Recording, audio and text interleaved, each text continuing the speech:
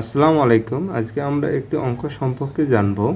অঙ্কটাতে বলা হয়েছে যে একটি ধারার n তম পদ tn is equal to 23 minus 6n হলে এর 11তম পদ কত হবে। আপনারা এখানে দেখেন যে একটি ধারার n তম পদ হচ্ছে tn is equal to 33 minus 6n হলে এর 11তম পদ কত হবে। তাহলে এখানে ক দেখেন -33, খ দেখেন -33, আর গয়ে দেখেন -43, আর ঘয়ে দেখেন 43।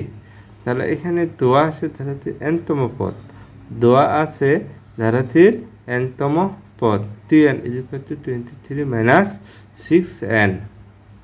ধারাটির 11তম পদ, 11তম পদ ধারাটির কি 11তম পদ। এখানে এখানে n এর মান কত 11।